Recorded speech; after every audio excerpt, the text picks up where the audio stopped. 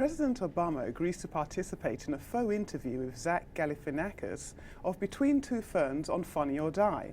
Conservative pundit and author Ann Coulter puts her spin on the immigration debate, and Kentucky Senator Rand Paul makes a huge splash at the recent Conservative Political Action Conference.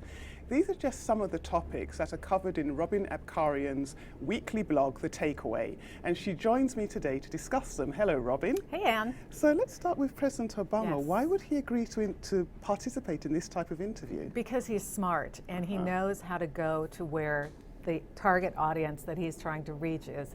He has had a knack over the course of his presidential career of really understanding where to reach young voters in particular. He's been very adept at that. So he knows that if he's trying to get young people to sign up for Obamacare, he needs to go to a place like Between Two Ferns.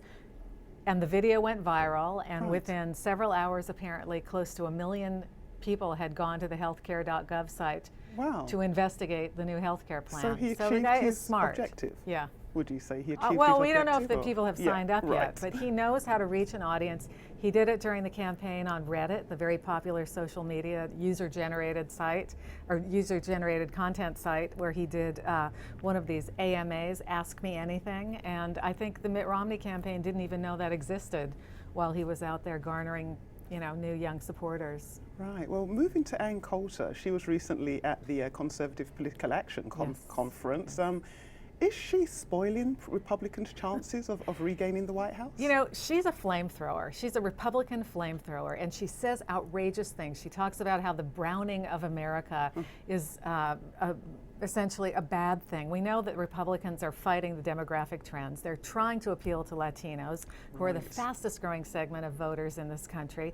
And she says things like, amnesty, a path to legalization with immigration reform will only provide Democrats with more voters. Now, if the Republican Party is trying to reach more Latinos and recruit them as voters, they really need to ask her to stop talking, I think. Right. So, but Rand Paul, they were very pleased with, I understand. What kind of message did he have, and why the popularity? Rand Paul won the CPAC presidential straw poll by double digits, 31%. No other candidate, not Ted Cruz, Marco Rubio, Chris Christie, nobody even got out of the single digits. And his speech was so popular among these young male conservative Republicans with libertarian tendencies because he focused on the Obama administration's constitutional overreaches with the NSA domestic spying, with the president making recess appointments while the Senate doesn't consider itself in recess. He just focused on these things that really appeal to these young male Republicans with libertarian tendencies. I don't know if that's going to really help him in a presidential campaign because he has lots of other problems. His foreign policy is somewhat isolationist and so on.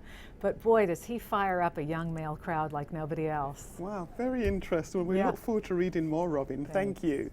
For more on this story and others, please visit latimes.com and read Robin's column, The Takeaway.